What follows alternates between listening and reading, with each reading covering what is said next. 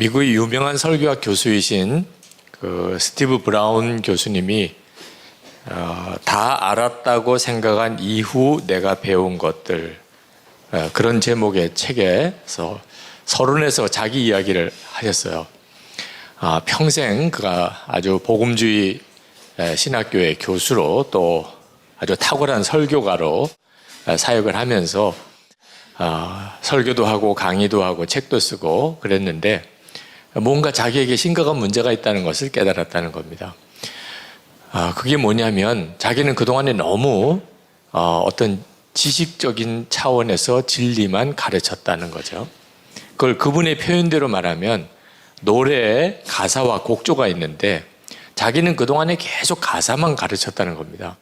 자기 책이나 설교나 강의를 가만히 읽어보니까 복음의 진리에 대해서, 성경의 진리에 대해서 자기가 아주 자신감 있게 조금도 부끄러움 없이 그동안에 설교도 하고 가르치기도 했지만 왜 그것 때문에 어떤 복음의 감격, 감동, 변화 그런 게 없을까? 그게 그 이유 때문이라는 거예요. 노래에는 가사와 곡조가 있어야 노래가 되는데 자기는 그동안 계속 가사만 가르쳤으니 노래를 도무지 경험할 수가 없었겠죠. 노래에는 가사가 필요하죠. 그러나 반드시 곡조가 같이 있어야 노래다운 노래를 경험하게 되잖아요. 그게 이 곡조가 뭔지에 대해서 그분이 깨달은 것이 있어요. 그게 뭐냐면 하나님과 실제적인 교제라는 거예요. 어떤 복음에 대한 진리와 함께 하나님과의 실제적인 교제, 동행함이 자기에게는 그동안에 너무 결여되었다. 그래서 자기는 요즘에 이 복음이라는 노래의 곡조에 매료되어 있다는 거예요.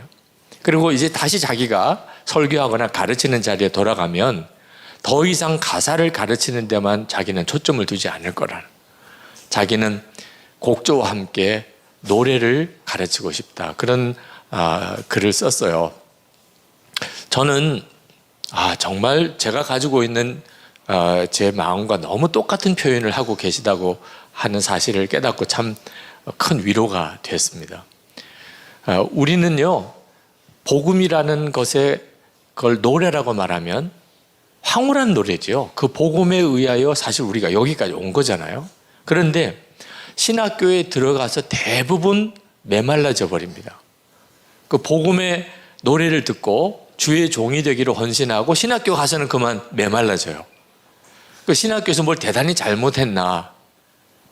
그 스티브 브라운 교수의 표현대로 말하면 신학교에서 계속 가사만 가르친 거. 옳은 복음의 내용이 뭐냐? 그것만 계속 가르친 거죠. 곡조는 가르치지 않으니까 이상한 노래가 되어버린 겁니다. 그 곡조가 뭐냐면 예수 그리스도와의 인격적인 동행함입니다. 지금 우리가 예수 동행 일기를 쓰고자 하는 이유가 바로 거기에 있어요.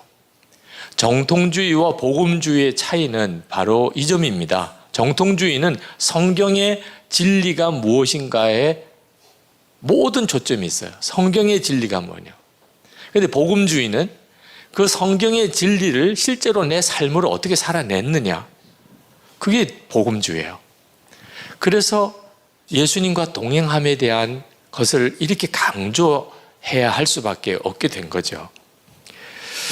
많은 성도들이 예수님과 친밀히 동행할 수 있다고 안 믿어요. 그건 아주 특별한 사람들이나 그럴 수 있을 거라고 생각합니다. 이건 기가 막힌 거예요. 모든 그리스도인들이 한 사람도 예외 없이 다 그 은혜를 받았고 이미 그 은혜를 누리고 있어요. 어떻게 알죠? 주 예수님이 이미 우리 안에 오셨어요. 이보다 더 어떻게 친밀해요? 아니 예수님이 내 안에 와 계신데 아니 세상에 이보다 또 어떻게 친밀하냐고요. 그런데도 많은 성도들은 자기가 예수님과 인격적이고 친밀한 교제를 나눌 수 있으리라고 생각을 안 해요. 기대를 안 해요. 그건 아주 수도원 생활을 해야 되거나 아주 특별한 사역자들처럼 그렇게 아주 엄격한 영성 훈련을 해야만 얻어지는 어떤 경지라고 생각합니다. 절대 그렇지 않습니다. 자, 우리 안에 주님이 오신 증거를 명확하게 몰라서 그런데 많은 분들이 그냥 막연하게 생각해요. 예수님 내 안에 계신가? 하다 그렇게 들었기 때문에 그러다고 대답은 해요. 그런데 실제로는 정확하게 이해를 못해요. 우리 안에 예수님이 계신 증거는 성령이 우리 안에 계신 증거와 동일합니다. 사실 부활해서 재림에 오실 예수님이 우리 안에 지금 오실 수는 없어요. 그런데 성령이 우리에게 오시면 그 성령께서 주 예수님을 바라보게 해줍니다. 그래서 성령이 우리 가운데 오신 것을 그냥 예수님이 우리 가운데 오셨다고 성경은 같이 쓰고 있어요. 자, 성령님이 우리 안에 오신 증거가 뭐죠? 첫 번째는요, 예수님을 주님이라고 고백하면 성령이 아니하고는 예수를 주라고 할 자가 없다고 했잖아요. 고린도전서 12장 3절에 예수님을 주님이라고 고백하는 것이 내 안에 주님이 와 계신 거예요. 뭐 사람들이 다 예수님을 주님이라고 하나요? 근데 어떤 사람은 예수님을 주님이라고 하고 어떤 사람은 예수님을 주님이라고 하지 않는 이유가 뭐죠? 성령이 계시냐 안 계시냐 차이예요. 하나님을 아버지라고 부르고 기도하는 것도 그렇습니다. 로마서 8장 15절 16절에 두려워하는 종의 영을 받지 않고 하나님께로 온 영을, 양자의 영을 받았으니 하나님을 아버지라 부르시느니라. 그러니까 하나님을 아버지 이렇게 부르는 게 괜히 되는 게 아닙니다. 우리 안에 성령이 오셨기 때문에 그렇게 되는 거예요.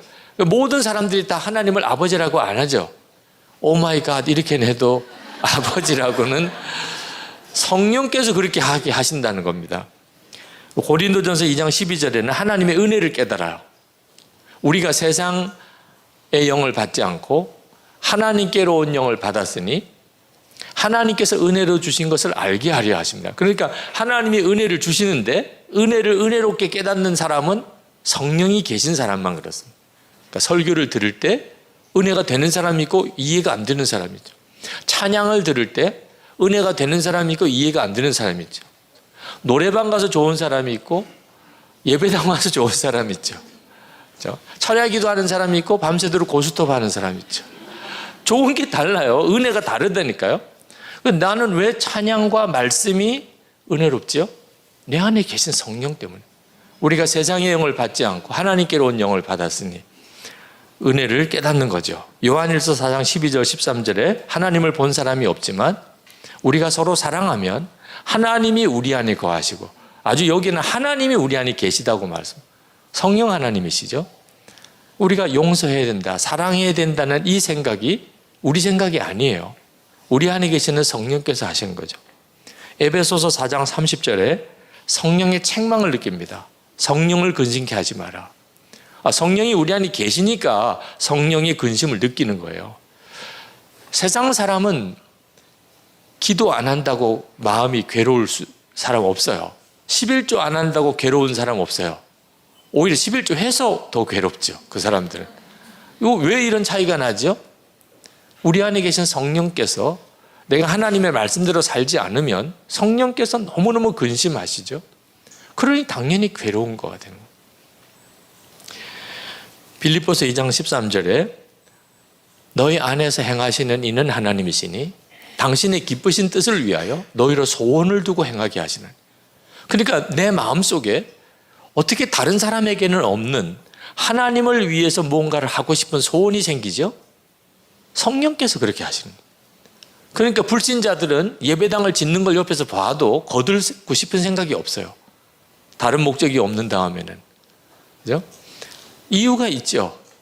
그 안에 하나님께서 당신의 기쁘신 뜻을 위하여 마음에 심어주는 소원의 역사가 없으니까.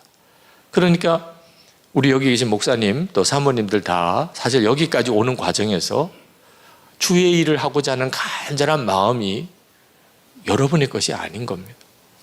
성령께서 내 안에 역사하시는 거예요. 그러니 이건 부인하기가 어려워요. 사도행전 1장 8절에 보면 성령이 너에게 임하시면 내 증인이 되리라. 전도해보면 마음이 이상해요. 우리 마음이.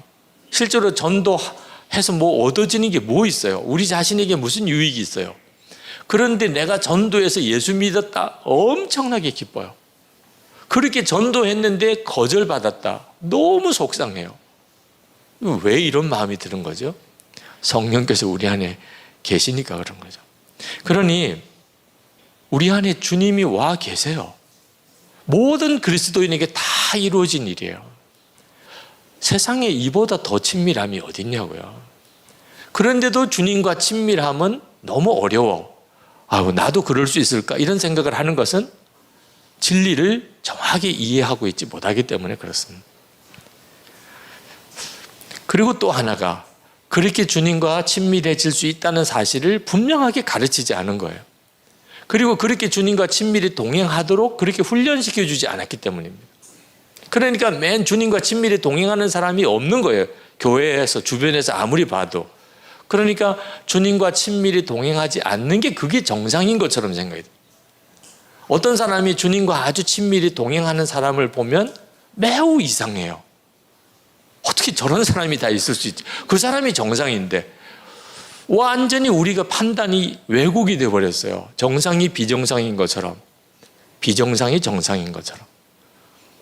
우리가 정말 주님과 친밀히 동행할 수 있음을, 그게 우리가 구원받을 때 받은 모든 성도에게 주어진 은혜라는 사실을 분명하게 알고, 그리고 그렇게 살도록 실제로 살아가야 하는 겁니다.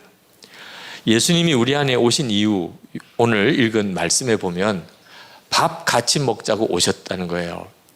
좀 어이가 없지요? 예수님이 지금 내 안에 오셨는데 막 문을 두들기세요. 얼마나 우리 안에 오시고 싶으시면 문을 두들기셨겠어요?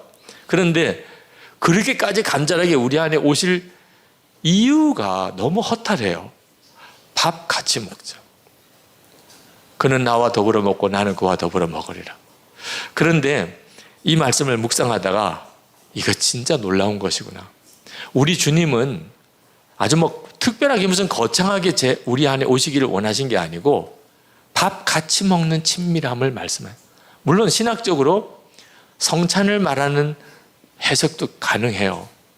그렇지만 그냥 말 그대로 주님은 밥 같이 먹자고 오신 거예요. 자, 하루 세 끼 누구랑 같이 식사하세요? 아무도 없습니다. 하루 세 끼 내내 같이 식사할 사람은 우리 주변에 없어요. 부부 하루 세 끼 다 식사하실 수 있나요? 저 오늘 점심도 제 아내와 같이 먹지 않았는데요. 그럼 누구랑 도대체 같이 밥 먹죠? 내 안에 오신 주님. 그러니까 예수님하고는 우리는 항상 밥 같이 먹는 관계. 그러니까 식사하기 전에 잠깐 기도하잖아요. 주님 감사합니다. 문제는 금방 잊어버려서 그렇지. 네. 그러니까 이 기도가 진짜 기도가 아니었던 거예요. 그냥 늘 하던 기도니까 습관적으로 했지만 끝나고 나면 그냥 잊어버려요. 아니, 같이 식사하는 분을 어떻게 잊을 수가 있어요. 그죠? 근데 우리는 이게 실제가 아닌 거예요. 성경에만 그렇게 기록이 되어 있는 겁니다. 이 점을 좀 바꿔보자는 거예요. 사탄의 전략, 돈, 섹스, 권력. 책으로도 다 나와 있습니다. 서점에 다 나와 있어요. 사탄 이제 망했네, 그죠? 사탄의 전략 이렇게 완벽하게 다 공개됐어요. 사탄은 아무 걱정 안 해요. 네, 그 책 많이 팔려도 좋아. 얼마든지 다 무너뜨릴 수 있으니까. 이게 우리의 불편한 진실이에요. 사탄은 돈, 섹스, 권력으로 우리를 무너뜨린다? 알아요. 강의도 해요. 그런데도 자기가 넘어져요. 사탄은 그 점에 대해서 아무 개의치 않아요. 왜 이렇게 되죠? 주님을 바라보는 눈이 안 뜨인 사람은 돈, 섹스, 권력으로 마귀가 나를 무너뜨린다는 걸 알고도 무너져요. 그런데 주님이 나와 함께 계시는 게 믿어지는 사람은 건드릴 수가 없어요. 마귀가 무슨 방법으로 하든지. 아니, 세상에 부부가 같이 있는데 누가 그 부부 중에 한 사람을 건드릴 수 있겠어요? 서로가 서로를 마주보고 있는데 혼자 있을 때 외로워, 요럴 때 이렇게 건드리는 거지. 부부가 지금 같이 있는데 예수님이 나와 함께 계시는 게 믿어지는데 도대체 어떻게 사탄이 우리를 건드려요? 그러니까 죄에 무너진 사람은 죄가 유혹이 강해서도 아니고 자기 자신이 약해서도 아닙니다. 아니, 죄의 유혹이 강하면 넘어지고 자기가 약하면 넘어진다면 이렇게 공개된 자리에서도 음란물 볼 수 있어야죠. 왜? 음란물의 유혹이 너무 강해. 그 핑계예요. 주님이 나와 함께 계시는 게 실제로는 안 믿어지는 거예요. 그러니까 음란물의 유혹에 넘어가는 거예요. 예수님을 믿으면 삶이 바뀌나? 바뀝니다. 저는 아닌 줄 알았거든요. 그런데 예수님과 동행일기를 쓰면서 알게 됐어요. 여러분 교회 교인하고 같이 살아야 된다면 어떨까요? 너무 든든하겠죠? 얼마나 불편하세요. 그 불편하다는 게 뭐죠? 마음대로 못하는 겁니다. 교인이 누가 와 있다는 것만 가지고도. 어느 청년이 목사님하고 선교 갔다가 같은 방을 썼는데 큰 시험이 들어왔어요. 목사님 아침에 일어나자마자 화장실 가는 거 보고 시험에 들었어요. 기도해야지. 아니 목사님이면 아침에 눈 뜨고 일어나서 기도해야지 어떻게 화장실부터 가냐. 그래서 시험이 들었다는 거예요. 세상에 이런 교인하고 같이 이렇게 살아야 된다는 게 얼마나 힘들어요. 그런데 예수님이 내 마음에 계세요. 아니 이 사실이 진짜냐 말입니다. 아니 지금 이게 진짜인지 아닌지 이것부터 분명히 합시다. 예수님이 내 마음에 계신 거 맞다면, 아니 어떤 사람하고 같이 살아도, 부모님 집에 모셔도, 애가 태어나도, 사위와 며느리가 집에 들어와도 생활이 바뀌는데 예수님이 진짜 내 마음에 계신 게 맞다면 어떻게 예수 믿고도 사람이 안 바뀐다고 할 수 있어요? 그러니까 예수를 믿는 것에 대한 개념의 문제인 겁니다. 성경대로 안 믿는 거예요. 예수님이 정말 우리 안에 오셨다는 걸 안 믿는 거예요. 미국의 유명한 부흥사였던 빌리 썬데이가 가장 이상적인 그리스도인의 인생에 대해서 이렇게 이야기한 적이 있습니다. 그분의 설교문을 보니까 이상적인 그리스도인의 인생이란 바로 제단 앞으로 나와 무릎을 꿇고 그리스도를 구주로 영접한 다음, 그리고 예배당 바깥으로 걸어나가 이름 모를 트럭에 치여 천국으로 직행하는 것이다. 완벽해요. 이 사람은 구원을 잃어버릴 가능성이 없어요. 지금 막 예수님 영접했고 나오자마자 트럭에 치여 죽었어요. 그러면 천국의 직행이죠. 시험 들 일도 없고 갈등 느낄 일도 없고 남편 사랑, 아내 사랑 그것 때문에 지금 고민할 것도 없고 원수 때문에 지금 속상할 것도 없고 그것 여러 가지 문제 때문에 시달릴 것도 없고 얼마나 편해요. 최고죠. 예수님 영접하고 바로 죽어버려요. 근데 그분의 표현대로 하면, 근데 우리는 예수 믿고 바로 죽을 수가 없어요. 이미 벌써 예수 믿고 오랜 기간 동안 살아 계시잖아요. 시험거리도 많아요. 원수도 용서해야 돼요. 범사에 감사해야 돼요. 믿음 지켜야 돼요. 정말 한두 가지 문제가 있는 게 아닙니다. 어떻게 살아야죠? 예수님과 동행하는 것 외에는 길이 없어요. 그러니까 예수 믿고 구주를 영접하고 그 다음에 삶은 어떻게 사는 거죠? 예수님과 동행하는 거죠. 그러려고 우리 안에 새 생명으로 오신 거니까. 그죠? 바로 그 점 때문에 우리가 매번 이렇게 일기를 쓰면서 매일매일을 점검해 보려는 겁니다. 내가 오늘 아침부터 밤에 잘 때까지 큐티 시간에만 본 게 아니고 말이에요. 큐티 시간에는 주님을 묵상하지요. 문제는 큐티 하기 전에, 큐티 하고 난 다음에, 그때까지도 다 나는 오늘 얼마나 주님을 바라보았나 하는 거예요. 우리가 가족과 함께 사는 것을, 그걸 동행이라고 하는 거예요. 그러니까 평생 한두 번 만나는 사람이 가족 아니죠. 오늘 저녁에도 만나고 내일 아침에도 보고 서로 또 출근하고 다 떠나지만 또 저녁에 또 만나고, 우리가 그렇게 사는 걸 가족이라고 하고 그걸 동행이라고 하는 거예요. 예수님도 평생 한두 번 특별히 만나는 분 아닙니다. 그냥 매일 매 순간 같이 주님과 함께 사는, 그걸 동행이라고 하는 거죠. 많은 분들이 DTS 같은 데를 가면 그러면 주님과의 관계가 깊어집니다. 눈이 뜨이고 전에 경험해 보지 못했던 은혜도 경험하고, 그래서 DTS를 가는 분들이 많죠. 그렇지만 DTS 가진 문제가 뭐냐면 일상으로 돌아오고 난 다음이에요. DTS 훈련 다 끝나고 그리고 돌아와서 1년쯤 뒤에 대부분 하는 이야기가 DTS 가기 전 상태로 돌아왔다는 거예요. 이게 도대체 왜 이런가요? 왜? 제자훈련 교회에서 해보니까 제자훈련 할 때 너무 좋아요. 끝나고 난 다음에 다 옛날로 돌아갔대 또. 이게 도대체 왜 이렇지요? 이제 승부는 일상에서 걸어야 되는 거예요. 일상생활에서 걸어야 되는 거예요. 특별한 제자훈련 과정, DTS 훈련 이것으로 해결할 문제가 아니더라는 거예요. 그래서 어떻게 하면 성도들이 일상에서 주님과 동행할 수 있게 해줄까? 같이 살아야 되는데 어떻게 교인들하고 다 같이 살아요?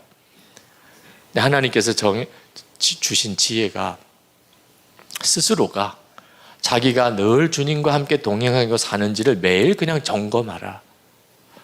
그렇게 어려운 일 아니에요. 일기 쓰는 게 너무 힘들다고 그러는데 남한테 돈 빌려준 거 기록하는 거 힘들어요? 안 힘들어요? 기록 안 하는 게 불안해요. 그죠? 나 돈 빌려준 거 얼마 빌려주고 언제 빌려주고. 아니 지금 예수님이 내 안에 계신 게 중요해요? 돈이 중요해요?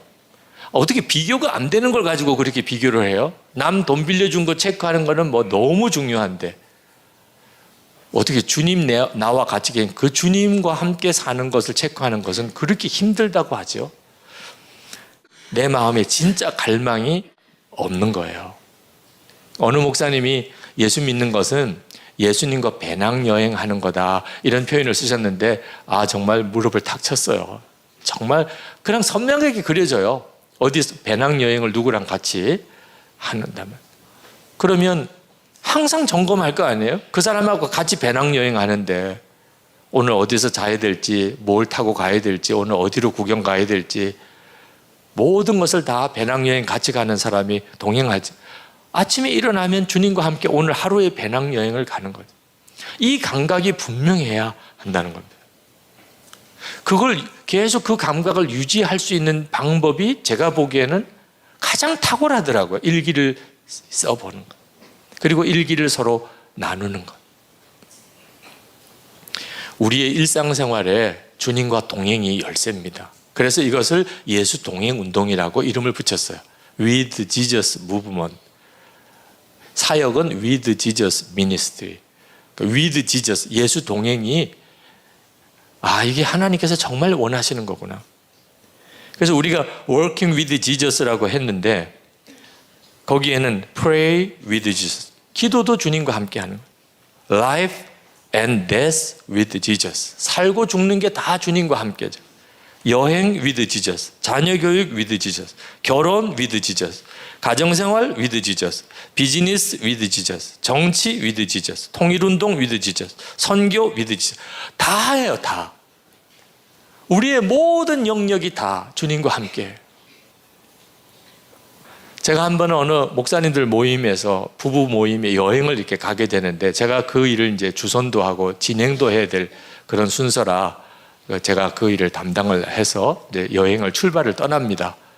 이제 한 2박 3일 여행을 떠나는데 제가 이제 진행해야 되니까 이제 처음에 이렇게 버스를 타고 떠나면서 이번에 우리 모처럼 이렇게 모여서 같이 여행을 하는데 이번에 우리가 계속 주님을 2박 3일 동안 바라봅시다. 그랬더니 어느 사모님 한 분이 유 목사는 그래서 마음에 안 들어. 아니 좀 풀어줘 제발 좀. 아니 여기 지금 이렇게 여행을 가는 이 즐거운 시간에 주님을 바라보자니 지금 숨 막힌다 숨 막혀 정말. 그래가지고 제가 깨갱거리고 앉았어요. 진짜 싫어하는구나. 교인들하고 있을 때 교회에서야 뭐 주님 바라봐야 되지만 이렇게 좀 목사님들끼리 여행을 갈 때는 이제 제발 좀 주님 바라보지 말고 도대체 이게 어떻게 내가 수습을 해야 될지 모르겠더라고요. 우리들 속에 있는 정서상에 이런 문제가 있어요. 아니 이건 뭐 피할 방법이 없는데 내 안에 오셨기 때문에 주님과 모든 삶에 동행하는 것은 그런데 우리 속에 실제로 그 믿음도 기쁨도 없다니까.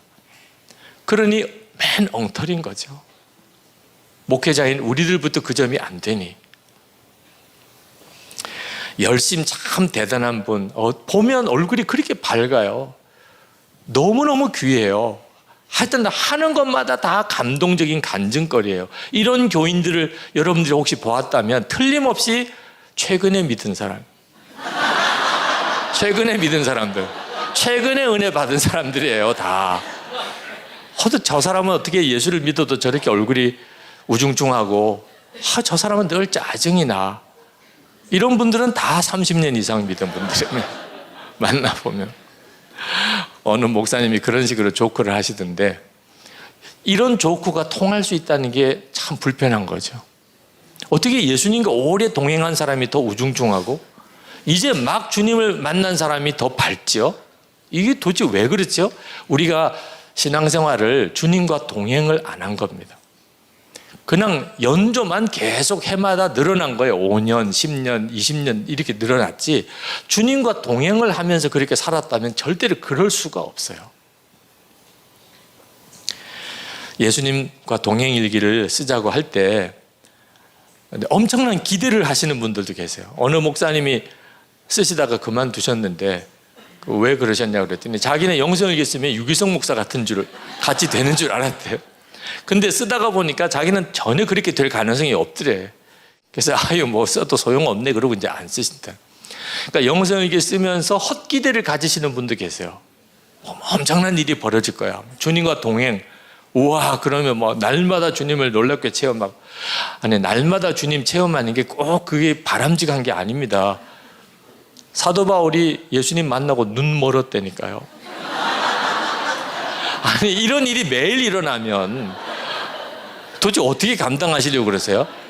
그러니까 우리에게는 이런 극적인 어떤 체험으로 주님을 만나는 게 이 예수 동행 일기에서 하나님이 원하시는 게 아니에요. 그건 우리 스스로에게 하나님께서 계획하신 것도 아닙니다. 그러면 도대체 뭐 때문에 예수 동행 일기를 쓰는 거죠? 주님이 나와 함께 계시는 것이 믿어지는 거예요. 그거 딱 하나입니다. 주님이 나와 함께 계시는 게 믿어지는 거예요. 어느 순간에든. 아침에 눈을 때도 믿어지고, 누구랑 대화할 때도 믿어지고, 막 시험을 일으키는 교인을 만났을 때 그게 주님이 나와 같이 계심이 믿어지고, 어떤 유혹이 올 때 주님이 나와 같이 계심이 믿어지고, 그게 사실은 가장 놀라운 것이에요. 그 다음에 주님의 계획에 의해서 어떤 크고 놀라운 어떤 역사도 그 다음 따라오는 거죠. 역사가 초점이 아닙니다. 여러분, 실제로 주님과 동행일기를 써보면 보이지 않으시는 주님이신데 그냥 보이는 분 같아요. 그렇다고 해서 예수님이 눈에 보이는 건 절대로 아닙니다. 그런데 분명히 보이는 것 같아요. 이거 참 놀랍잖아요. 그렇죠? 이사야 30장 21절에 너희가 오른쪽으로 치우치든지 왼쪽으로 치우치든지 내 뒤에서 말소리가 내 귀에 들려 이르기를 이것이 바른 길이니 너희는 이리로 가라 할 것이며. 제가 이 말씀을 묵상하면서 그렇구나, 눈으로는 보이지 않아요. 나를 인도하시는 그분이. 그런데 분명히 들려요. 이리로 가라. 이것이 바른 길이다. 저리로 가라. 저에게도 계속 그런 일이 일어나고 있음을 솔직하게 인정하지 않을 수가 없어요. 주님을 계속 바라보려고 할 때 그건 안 돼. 이건 주님이 기뻐하시겠구나. 이 정도도 구분이 안 됩니까? 물론 어떤 일에 대해서 아주 구체적인 응답을 받는 문제는 또 다른 어떤 문제이긴 하지만 기본적으로 이렇게 가야 돼. 이건 안 돼. 여러분, 이 세미나 이렇게 왔다가 이제 어디 도망칠 생각을 한다고 합시다. 뭐 어떤 사연 때문에 왔는지 모르지만 하여튼 빨리 도망가야 되겠다. 이렇게. 근데 그게 분별이 안 됩니까? 아니, 저 같으면 사탄아 물러가라 이렇게 금방 되죠. 사탄아 물러가라. 어떻게 그게 주님이실 수 있겠습니까? 이 정도의 분별이 되는 것만 해도 이게 엄청난 일이에요. 아, 주님이 안 된다 하시는구나. 아, 마귀가 이렇게 유혹을 하네. 이건 정말 놀랍죠. 요셉이 그 눈에 보이기에 어떤 극적인 사건이나 뭐 놀라운 응답이나 이런 걸 바라고 살았던 사람이라면 아마 요셉은 버텨내지도 못했을 거예요. 노예로 끌려가서, 감옥에 끌려가서 어떻게 견뎠겠어요? 근데 요셉은 밝았어요. 밝으니까 가정 총무도 세우는 거고 간수장이 열쇠도 맡기는 거죠. 항상 얼굴이 우중충해서 담벼락에 고개만 쳐박고 막 죽고 싶어, 뭐 아빠 그랬다가 뭐 밤에 이런 사람을 어떻게 그 가정 총무로 세웁니까? 어떻게 그렇게 밝을 수 있을까요? 보디발이 보니까 너무 마음에 들어, 기분이 좋아. 하여튼 그러니까 가정 총무로 세우는 거죠. 아니 세상에 요셉이 뭘 그렇게 좋을 일이 있겠어요. 주님이 하나님이 함께 계시는 것이 믿어지는 거. 이유는 알 수가 없어요. 그런데 하나님이 함께 계시는 게 믿어져. 그게 보디발도 느꼈을 정도로. 우리에게 지금 필요한 건 그겁니다. 하나님이 내 인생과 사역과 목회에 어떤 놀라운 일들을 계획하셨는지 몰라요. 그게 있어도 좋고 없어도 좋아요. 주님이 나와 함께 계신 것만 분명하다면 그러면 사실 뭐 문제가 될 게 뭐 있어요. 제가 1984년에 군목 훈련을 받다가 다리가 부러져서 장애인이 될 처지에 빠졌을 때 그때 저는 아버지를 찾았어요. 그게 제가 회심하게 된 회개의 시작입니다. 아니 목사가 그런 어려움에 빠지면 아버지 찾아야 돼요? 하나님 찾아야 돼요? 저는 그냥 자연히 아버지 찾았어요.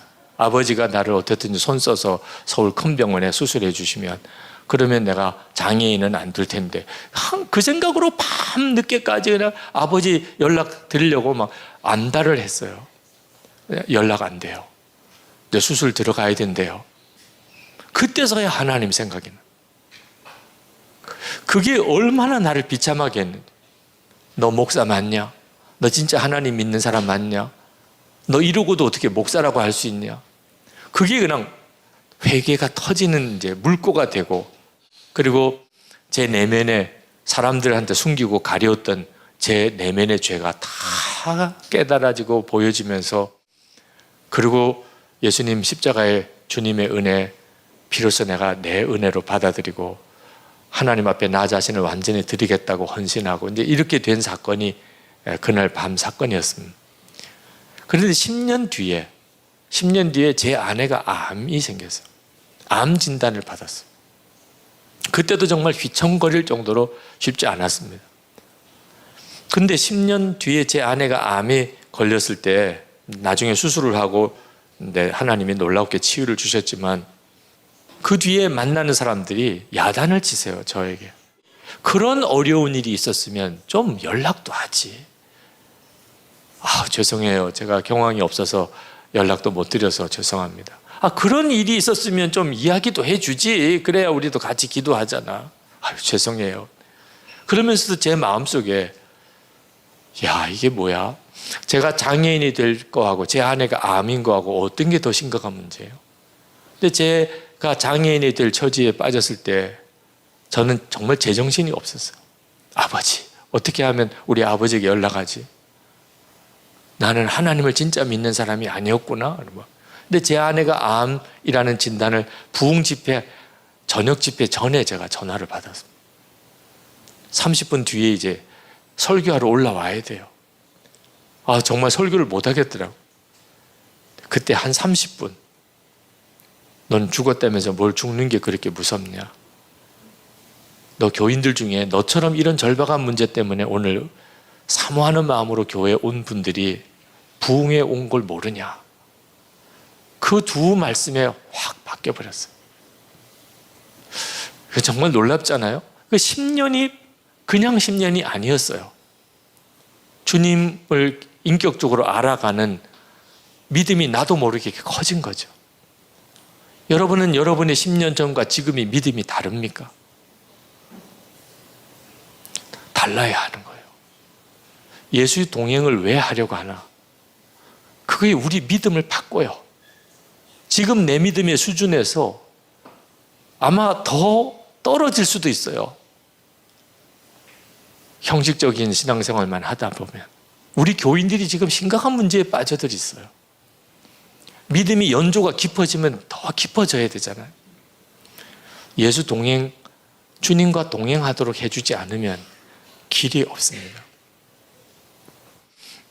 24시간 주님 바라보라고 하는 것은 성경만 읽고 그냥 기도만 하라 이런 게 아닙니다. 일상생활 속에 늘 생활해야 되는 그 모든 생활의 현장 속에 항상 주님을 의식하고 바라보도록 하는 것. 제가 2007년에 나는 죽고 예수로 사는 사람이라는 책을 썼는데요. 그 책이 출간되고 난 다음에 전혀 예상 외의 반응으로 굉장히 많이 책이 팔렸습니다. 근데 그때부터 제 마음속에 뭔가 이렇게 이게 마음에 무거운 짐이 생겼어요. 왜냐하면 나는 죽고 예수로 사는 사람, 그 책에 보면 나는 죽고 예수로 사는 사람 밑에 유기성 이렇게 나와 있어요. 그런 뜻으로 낸 게 아닙니다. 나는 죽고 예수로 사는 사람은 모든 그리스도인들에게 주어진 하나의 은혜란 뜻이지 제가 그렇다는 뜻이 아닌데 책 표지를 보면 꼭 그렇게 읽혀져요. 나는 죽고 예수로 사는 사람 유기성 그렇게. 엄청 부담이 돼요. 그 밑에 이제 또 부 제목으로 성령의 능력으로 사는 그리스도인 유기성 이렇게 나옵니다. 그때부터 이게 딱 뭐가 가슴에 이렇게 맺힌 것 같아요. 이게 막 책은 많은 사람이 사서 보고 있대죠. 그럼 사람들이 다 저를 보고 어떻게 생각해요? 저 사람은 나는 죽고 예수는 사람일 거야. 제가 그 뒤에 우리 부목사님에게도 우리 교인들에게도 정말 죽었다고 믿습니까? 그러면 안 믿어진대요. 나는 안 죽었나 봐요. 계속 그래요. 근데 저는요, 안 죽었다고 말을 못 해요. 책까지 써가지고 그렇게 내놓은 사람이. 그러니까 저는 그냥 난 죽었습니다. 진리를 결론 삼고 실제로 나는 넘어진 거 많아도 그래도 난 진리를 결론 삼고 난 죽었어. 이렇게 밖에는 할 수가 없는 상황이 됐어요. 마치 퇴로가 차단된 군인 같아요. 난 도망갈 길도 없고 어디 숨을 길도 없어요 지금. 그 믿음으로 사실은 한 걸음 한 걸음 계속 더 나갈 수밖에 없게 됐어요. 예수님 한 분이면 충분합니다. 24시간 주님을 바라보십시오. 이제는 예수 동행 일기를 쓰라고 이렇게까지 온 것은요, 퇴로가 차단됐기 때문에. 사실 수없이 뒤로 가고 싶은, 나 이제 더 이상 안 할래. 누가 딴 사람이 와서 하면 몰라도 난 이제 조금 숨고 싶어. 그게 안 돼요. 게다가 또 주님은 칼럼을 매일 쓰라네. 주님을 바라보라, 주님을 바라보라. 이것을 많은 사람들에게 도전하기 위해서 매일 컬럼을 쓰려네. 부목사님들하고 장로님들하고 일기를 다 나누고 살래네. 다른 사람은요, 오늘 일기 쓰기 너무 힘들어. 저는 그게 안 돼요. 제가 일기를 안 썼다가는 막 난리가 나요. 무슨 일이야, 무슨 일이야. 그러니 저는요, 갈등이 안 돼요. 퇴로가 차단된 사람은 갈등이 없어요. 그 길밖에 없어. 나가는 길밖에. 무슨 일이 있어도 뭐 진짜 힘들어도 일기는 써야 돼요. 저는. 아니, 아무리 제가 흔들리는 일이 있어도 나는 죽었습니다예요. 저는. 난 안 죽었나 봐요. 이렇게 했다가는 난리가 나요. 여러분, 퇴로가 차단된 사람의 심정 아십니까? 너무 행복해요. 갈등이 없으니까. 갈등이 너무 행복해. 왜 힘들어요? 써야 되나 말아야 되나? 오늘 써야 돼 말아야 돼. 이런 사람이 힘든 거예요. 무조건 그냥 쓰는 거예요. 얼마나 편해요? 그냥 평화로다. 정말 갈등도 없어요. 이 퇴로가 차단된 게 얼마나 큰 은혜인지. 1518년 스페인 페르난도 코르테즈 장군이 국왕으로부터 명령을 받습니다. 멕시코를 정복하라. 배 11척과 군인 500명 데리고 멕시코에 도착을 합니다. 그런데 다 군인들이 내리고 장비 다 내리고 그리고는 타고 온 배 11척을 불태우라는 거예요. 그래서 멕시코만에서 불태워버립니다. 11척. 군인들의 심정이 어떻겠습니까? 못 돌아가요. 이젠 여기서 정복해서 여기서 배 만들어가지고 가지 않는다 하면 못 돌아가요. 결국은 아즈텍 제국을 무너뜨릴 수 있는 그런 힘이 거기서 온 거예요. 퇴로가 차단됐으니까. 예수님과 동행도 실제로 제가 살아보고 훈련시켜 보니까 퇴로가 열린 사람은 못 하더라고요. 퇴로가 차단된 사람이 하더라고요.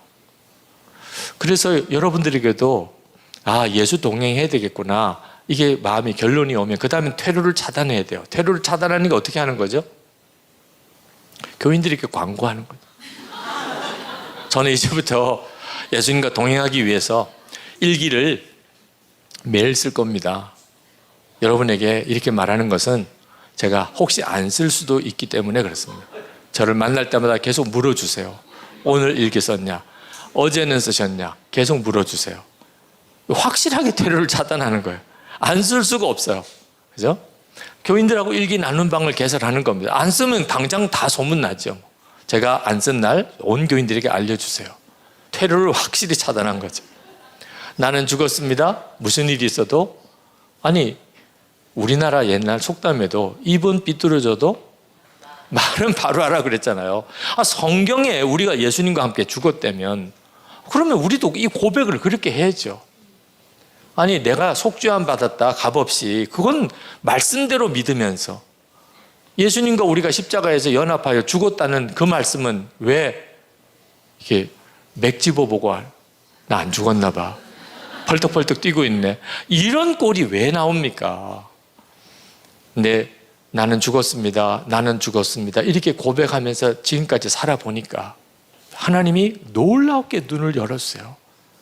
그러니까 뒤로 자꾸 물러서고, 은혜를 받을까 갔다가 또 뒤로 물러서고, 결단했다가 또 뒤로 물러서고, 맨 이렇게 평생을 사는 거예요. 이제는 직진입니다. 우리에겐 직진 본능이 있잖아요. 네. 계속 직진이에요. 그러면 하나님의 역사들이 정말 놀랍게 열려요. 듣기만 하던 것과 실제로 경험하는 건 엄청난 차이가 있습니다. 저는 지금 어떤 심정이냐면 하나님의 은혜의 입구에 들어선 느낌이에요. 절대로 제가 하나님의 이 주님과 동행하는 삶이 주는 모든 은혜를 누리고 있다고 절대 생각 안 합니다. 이제 입구에 들어선 거예요. 입구에. 그 느낌이에요. 들어서지도 못한 상태도 있었어요. 근데 이제는 들어섰어요. 저는 앞으로 해를 이렇게 거듭할수록 하나님이 정말 말할 수 없는 또 새로운 은혜, 말씀이 그대로 믿어지는 은혜, 이런 은혜들을 계속 열어주실 거라고 믿어요. 작년에서 올해가 그랬고, 재작년부터 작년이 그랬고, 해마다 달라져요. 이유는 퇴로가 차단되고 계속 진리를 결론 삼고 주를 바라고 계속 나갔기 때문에요. 오늘 여러분들에게도 예수님과 동행하는 삶을 진짜 살아내고 싶으시다면 광고하세요. 퇴로를 차단하는 거죠. 그런 결단을 가지고 매일 주님을 이렇게 바라보면서 나아가 보세요. 주님, 우리가 원하는 것과 주님이 원하는 건 비교가 안 돼요. 주님이 더 원하십니다. 예수 동행 일기 사역을 하면서 많이 듣는 이야기가 안 돼요, 힘들어요, 못하겠어요, 그런 이야기를 많이 듣습니다. 실제로 10명에게 도전하면 이제 실제로 예수 동행 일기를 쓰시는 분은 1명 정도, 아직까지 지금 추세가 그래요. 근데